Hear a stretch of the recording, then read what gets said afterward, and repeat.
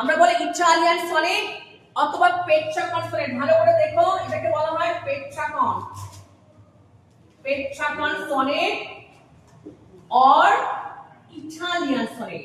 এর স্ট্রাকচারটা কি? প্রথমে 8 লাইন আছে যেটাকে বলা হয়, লিখে রেখে দাও, অক্টেট, আর 6 লাইন আছে সেস্টেট।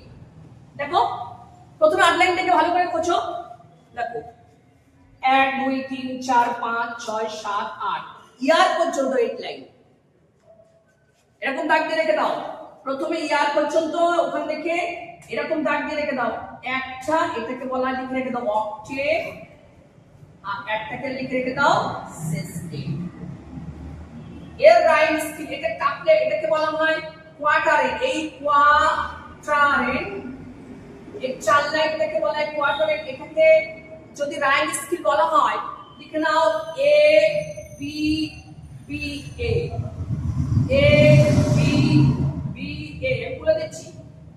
এটাকে বলা হয়, লিখে নাও C D C D C D. বুঝতে পারবে কিছু? বুঝতে পারোনি? বোঝানোর জন্য তো এসেছি এখানে। বুঝতে পারবে? কেউ বুঝতে পারবে? এই যে রাইম স্কেলটাকে সাজানো হয়েছে, যেহেতু কবিতাটাকে পেট্রাকন সনেটে লেখার স্টাইলটা কি বলেছি? স্টাইলটা হচ্ছে 8 লাইন আর 6 লাইন। 8 লাইনটাকে কি বলে সবাই বলো? অক্টেট। 8 লাইন মানে 4 লাইন 8 লাইন। প্রথম 4 লাইনে দেখো A B A B A B, তার মানে প্রথম লাইনটা হচ্ছে ফেয়ার, দেখেছো? আর লাস্টে দেখো ওয়্যার, দুটোই আর আছে।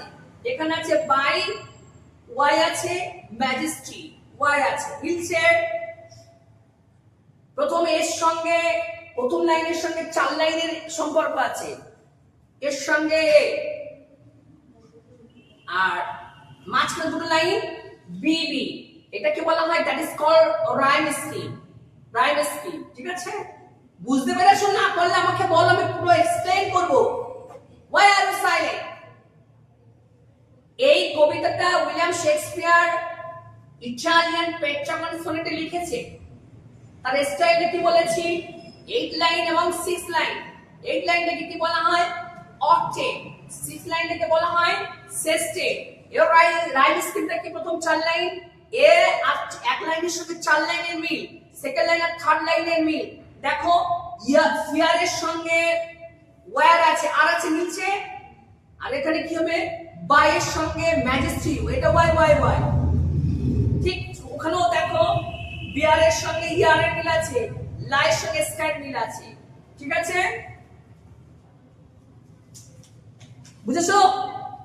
এই পর্যন্ত বুঝেছো? তাহলে আমরা, আচ্ছা, এই কবিতার বিষয়বস্তুটা কি? যদি বলে actually what is the actual theme of the poem, এই কবিতার বিষয়বস্তু কি? লিখে নাও, থিমটা লিখে নাও। থিমটা লেখো, love, beauty and desire. Love, beauty and desire. কি? Love, beauty, desire. তার মানে কি? ভালোবাসা, সৌন্দর্য, ইচ্ছা।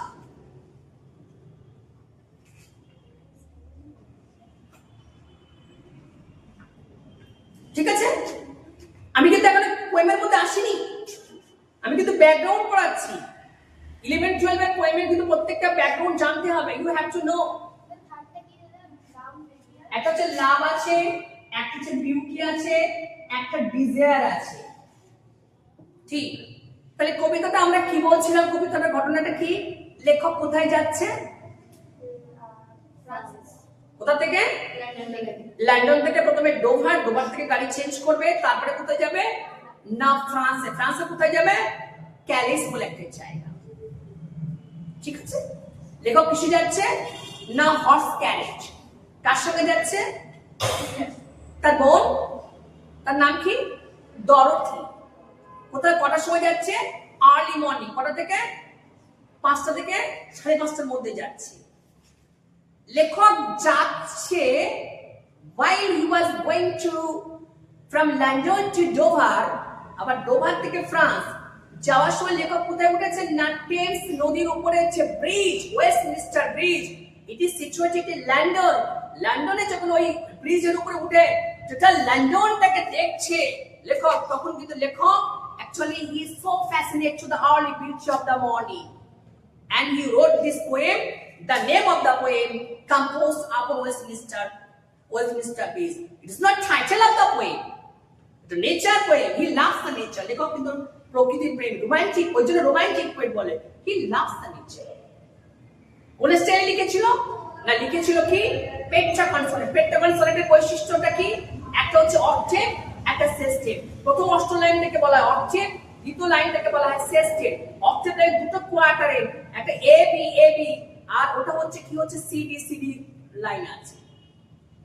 এবার যেটা আমার জানানোর দরকার সেটা হচ্ছে ফিগার অফ স্পিচ জানতে হবে। দুটো তিনটে জানলে মোটামুটি কমপ্লিট হয়ে যাবে। কেন জানতে হবে? কারণ আমরা এতদিন যা পোয়েম পড়েছি, এবার কিন্তু পোয়েমের মানে বৈশিষ্ট্য আলাদা হবে। তিনটে শুধু লিখে রেখে দাও ফিগার অফ স্পিচ, তিনটে লিখলে কমপ্লিট হয়ে যাবে। অনেকটা কিছু আছে, শুধু আমরা এই কবিতা তিনটে লিখবো। দেখো, ফিগার অফ স্পিচ। প্রথমে লেখো মেটাফোর। প্রথমে এটা লেখো না, প্রথমে এটা বলি না, প্রথমে লেখো হাইপারবোল। লিখে নাও হাইপারবোল। নাম্বার 1, কোন জিনিসকে অতিরিক্ত বাড়িয়ে বলাকে বলা হয় হাইপারবোল। আমি বললাম কি যে দেবজি অসাধারণ সুন্দর একটা দেখতে ছিলেন। আমি বললাম মেঘা হচ্ছে আমাদের বিউটি গড, সব থেকে সুন্দর দেখতে মেঘা। মানে কি আমি একটু বেশি বাড়িয়ে বললাম। মেঘা ঠিক আছে, দেখতে ভালো মেয়ে নেই, প্রচুর মেয়ে আছে, কিন্তু আমরা কি বলেছি? বাড়িয়ে বলছি। বুঝলে? বাড়িয়ে বলা। আর বললাম যে নীলের মতো শয়তান ছেলে কেউ নেই, তা ও ছাড়া কি আর কোনো শয়তান ছেলে নেই? অনেক ছেলে মিলে আরো থেকে ভয়ঙ্কর ছেলে মিলে আছে। তার মানে কি কোনো জিনিসকে বাড়িয়ে বলা, সেটাকে বলা হয় কি বলে? হাইপারবোল। লিখে নাও অ্যালিট্রেশন। অ্যালিট্রেশন মানে বোঝো কোন ওয়ার্ড মানে কোন লেটারের সাউন্ড যদি সেম হয়, যেমন সাউন্ড স্লিপ, কথাটা দেখো সাউন্ড স্লিপ, এখানে এস এখানে এস, সেটাকে নতুন পর ওয়ার্ড যদি সিমিলার থাকে লেটার, সেটাকে বলা হয় অ্যালিট্রেশন। বোঝা গেছে? লাস্ট যেটা জানবো সেটা দেখো পার্সোনিফিকেশন। এটা তোমাকে জানতে হবে, পার্সোনিফিকেশন। পার্সোনিফিকেশন মানে এটা তোমাকে জানতেই হবে। পার্সোনিফিকেশন মানে অ্যান অ্যানিমেট অবজেক্ট। লেখক যদি মনে করে তাকে জীবন দেবে, সে কথা বলতে পারবে। সাহিত্যের ভাষায়, ইংলিশ লিটারেচারের ভাষায় সে কথা বলতে পারে। বুঝতে পেরেছো? এই বুঝতে পেরেছো সবাই? এখন যদি বলি বোর্ড, বোর্ড কথা বলে? সম্ভব তো না। যদি এই বোর্ডকে পার্সোনিফিকেশন করে লেখক, তাহলে এই বোর্ড কথা বলবে। বলছো ALLI বা ALU? অ্যালিটেশন, ALLITERATION। এই কার কোনো কোশ্চেন আছে? ইয়েস আর নো? কোশ্চেন আছে কি? তাহলে আমরা কি বলেছি? হাইপারবোল মানে কি বলেছি? অ্যালিটেশন মানে কি? একই শব্দ না, সাউন্ড একই লাগবে। সাউন্ড স্লিপ, দেখেছো? এস দিয়ে শুরু হয়েছে। আর পার্সোনিফিকেশন মানে? পার্সোনিফিকেশন মানে কি?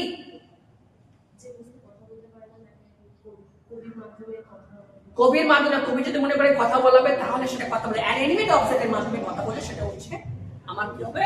সেটা হচ্ছে পার্সোনিফিকেশন। ওকে, টোটালি আমি এতক্ষণ যা পড়ালাম থেমে গেছে, দেখেছো? মাঝখানেরটা মানে? হ্যাঁ, মাঝখানেরটা মানে? মাঝখানেরটা মানে ওই অ্যালিটেশন। অ্যালিটেশন, অ্যালিটেশন মানে কি বলতো? ওয়ার্ড থাকবে, তার সিমিলার সাউন্ড থাকবে, মানে একদম সাউন্ড স্লিপ। এস দেখেছো? সাউন্ড আছে আবার স্লিপ আছে, অনেক পড়বো তো অনেক কিছু পাবো। পার্সোনিফিকেশন বুঝেছো? ওরকম। তাহলে আমি টোটাল কবিতার সাম আপ যদি বলি তাহলে কি হবে? আমি একদম সাম আপ করে দিচ্ছি যা এতক্ষণ পড়িয়েছি। আমি 3টে স্লাইডে পড়িয়েছি। সাম আপটা কি? না, কবিতার নাম কি? উইলিয়াম ওয়ার্ডস। কবিতার নাম হচ্ছে কম্পোজ আপন ওয়েস্টমিনস্টার ব্রিজ। কম্পোজ মানে তৈরি করা, আপন মানে উপরে, ওয়েস্টমিনস্টার ব্রিজ মানে লন্ডনে টেমস রিভার উপরে ওর ব্রিজটার নাম হচ্ছে ওয়েস্টমিনস্টার ব্রিজ। এটাকে লেখা হয়েছিল, এটা হচ্ছে সেপ্টেম্বর 30, 1802, 1802 সালের সেপ্টেম্বরে। ঠিক আছে, কিন্তু এটা it is not a title of the poem. এই পোয়েমে কোনো টাইটেল ছিল না, এটাই লেখা হয়েছিল বলে এটা নাম দেওয়া হয়েছিল। উদ্দেশ্য কি ছিল না, উইলিয়াম ওয়ার্ডসওয়ার্থ তার বোনকে নিয়ে যাচ্ছিল ফ্রান্সে। তা ফ্রান্সে যেতে গেলে কি হবে, লন্ডন থেকে ডোভারে যেতে হবে, তোমার ফ্রান্সে যেতে হবে। সেখানে এই যে ডোভারে যাওয়ার পরে গাড়ি চেঞ্জ করতে হতো, তাই সে যখন ও গাড়িতে হর্স ক্যারেজে করে যাচ্ছে, যেতে যেতে যখন টেমস নদীর উপরে, যখন ওই ব্রিজের উপরে উঠে লন্ডন শহরটাকে দেখে তার খুব ভালো লেগে গেছে। যেহেতু প্রকৃতির poem, romantic, he loves the nature, প্রকৃতির প্রতি একটা তার ভালোবাসা প্রেম আছে, তাই সে কি করেছে, ওখানে দাঁড়িয়ে সে তার কবিতাটা লেখে। এই কবিতাটা যেটা কম্পোজ আপন। ওকে, তাহলে ঠিক আছে, কবিতাটা কিভাবে লেখা না, উইলিয়াম শেক্সপিয়ারের সনেটে লিখে। সনেটের বৈশিষ্ট্য কি, 14টা লাইনটাকে দ্যাট ইজ কল্ড সনেট। সনেটের ভাগ কি, দুটো, একটা শেক্সপিয়ারিয়ান সনেট আর একটা পেট্রাগন সনেট, ইটালিয়ান সনেট। ঠিক আছে, এই উইলিয়াম শেক্সপিয়ার এটা কোন সনেট না, ইটালিয়ান সনেট, পেট্রাগন সনেট। বৈশিষ্ট্য কি, এটা দুটো ভাগ আছে, একটা বলা হয় অক্টেভ, একটাকে বলা হয় সেস্টেট। প্রথম 8 লাইনটাকে অক্টেভ, কোন পর্যন্ত আমাদের বই খোলো, বই খুলে বুঝতে পারবে। প্রথমে 8 লাইনটা হচ্ছে ইয়ার পর্যন্ত, আর্থ হ্যাজ নট শো থেকে ইয়ার পর্যন্ত 8 লাইন, ওটাকে বলা হয় অক্টেভ, ওর রাইম স্কেল বলেছি। আর শেষ 6 লাইনটাকে বলা হয় সেস্টেট। এ পর্যন্ত এখানে কিছু ফিগার অফ স্পিচ ব্যবহার করা হয়েছে। কি figure of speech, hyperbole, alliteration, personification. প্রথম লাইনে হাইপারবোল করা হয়েছে। কি বলা হচ্ছে, মূল টেক্সট আমরা দেখো, মূল টেক্সটে আসি আমরা, দেখো পেয়েছো, মূল টেক্সট বার করো। এখানে বলছে, আচ্ছা এর আমার থিমটা কি, লাভ, বিউটি এন্ড ডিজায়ার। এবার আমরা মূল টেক্সটে যাচ্ছি। দেখো, Art has not anything to show more fear. লেখক ওখানে দাঁড়িয়ে, অ্যাকচুয়ালি লেখক the writer actually he was standing, কোথায় দাঁড়িয়ে আছে, আপন দ্য ওয়েস্টমিনস্টার ব্রিজ, দাঁড়িয়ে সে কবিতাটা লিখছে। লিখে বলছে, দেখো প্রথম লাইনে বলছে, এত সে ফ্যাসিনেট হয়ে গেছে, এত সে বিউটির প্রতি মানে অ্যাট্রাক্ট হয়ে গেছে। সে বলছে, দেখো প্রথমে বলছে,